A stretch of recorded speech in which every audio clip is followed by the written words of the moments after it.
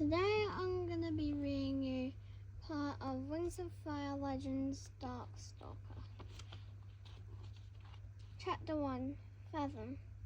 Fathom had never told himself as anyone special, and he certainly wasn't expecting to change the day of the anonymous, I don't know how to say that word, but we'll skip that word, test.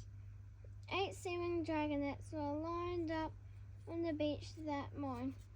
Their blue and green scales went wet from the hissing waves of the ocean. Behind them,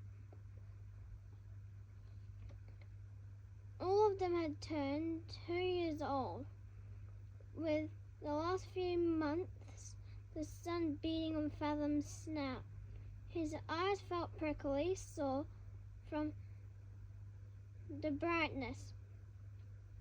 He couldn't wait to go back to the underwater palace, where it was cool and dark, where he sat quietly, patiently, without moving. They had been sitting there for ages. Likely they had been told to, unlike some dragonets.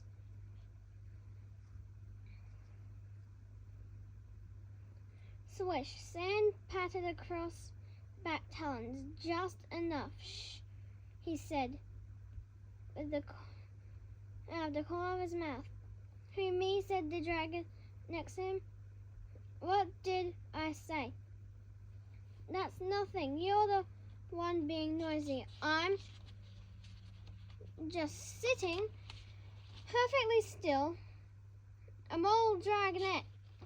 Me? She lifted her chin, pulling an angelic expression. Large, sleek seagull landed up on the beach from the dragons near the tree line and eyed up suspiciously. It had... Oh, was I up? Okay.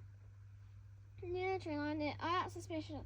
So it had the face of a bird who knew things, a shrewd bird who managed to survive a long time in the dragon world. It clearly was trying to figure out why a bunch of dragons had popped out of the water and decided to sit quietly in a row on the sand.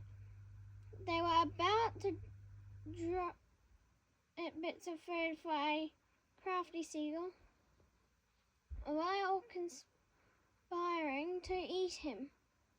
The bird pivoted its head of the eye. I dare to grab and eat it, Indigo whispered.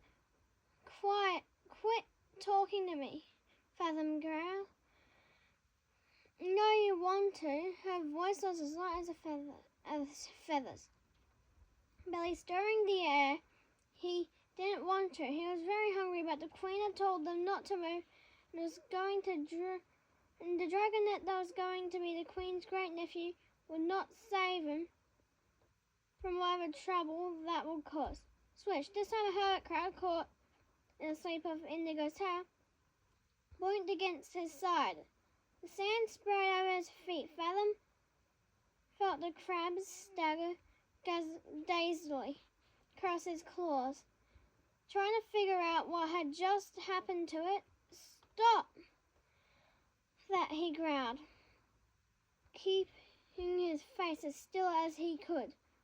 On the other side, his sister Pearl let out a small, exasperated sigh. I think you're the one who should stop distracting everyone.